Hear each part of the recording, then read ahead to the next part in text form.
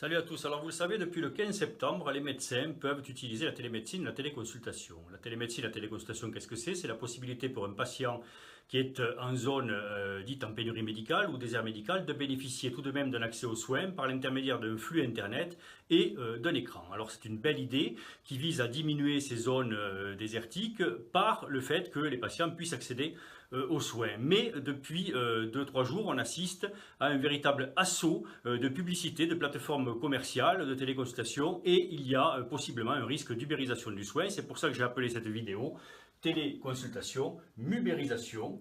Alors je vous ai mis ici par exemple un exemple d'une société de téléconsultation, en l'occurrence la société Care, mais il n'y a pas qu'elle. Alors ces sociétés lèvent des millions d'euros, parfois plusieurs dizaines de millions d'euros.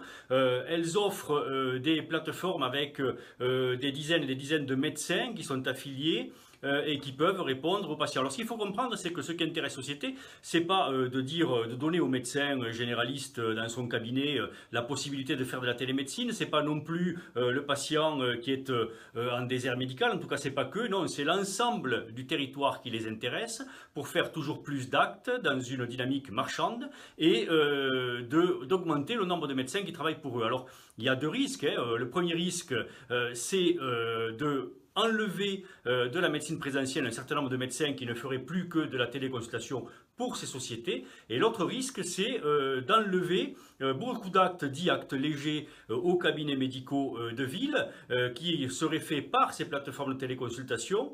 Il ne resterait aux médecins généralistes que les actes lourds, protocolisés, encadrés, toujours à 25 € ou forfaitisés, et des cabinets qui se retrouveraient dans des conditions économiques difficiles et qui pourraient fermer ou disparaître du territoire. Donc on en arrive au paradoxe qui est celui d'une augmentation des déserts par la mainmise de ces plateformes de téléconsultation. Alors pour vous montrer que c'est vraiment une médecine commerciale, je vous ai mis ici un petit film où vous allez pouvoir vous rendre compte qu'on n'est pas du tout dans la médecine telle que on la connaît, mais bien dans une médecine totalement commerciale, avec par exemple ici on nous dit réussissons ensemble le pari de construire une communauté d'utilisateurs captifs et heureux. C'est des termes qui ne sont pas des termes véritablement médicaux. Là on nous dit 79 secondes d'attente avant d'avoir un médecin, 96% des médecins qui l'ont eu en moins de 3 minutes.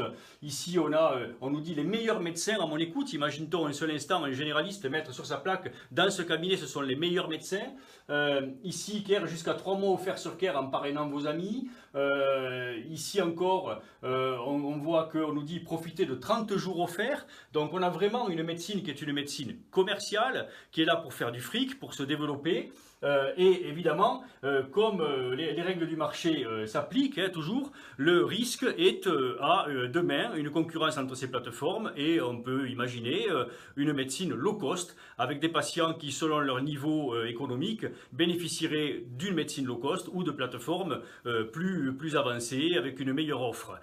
Et parallèlement, donc, comme nous l'avons vu, moins de médecins en présentiel, un effondrement du nombre des cabinets du fait de la difficulté économique engendrée et des déserts toujours plus importants. Alors, je crois qu'il ne faut pas accepter cette dérive, il ne faut pas accepter la marchandisation du soin, on ne doit pas accepter que le soin, que la médecine dans ce pays qui est égalitaire, je le répète, solidaire et basé sur une certaine indépendance des médecins, devienne une médecine marchandisée où on ne fait que du pognon et où on cherche à développer avec des arguments commerciaux. C'est plus de la médecine. Je lance un appel aux médecins et aux patients afin qu'on ne laisse pas se développer de telles dérives et que la télémédecine et la téléconsultation soient ce qu'elle doit être depuis le début, c'est-à-dire un confort pour le médecin qui lui permet de donner des soins à distance à des patients et un confort pour les patients qui peuvent joindre leur médecin traitant par un fil internet et non pas des sociétés de téléconsultation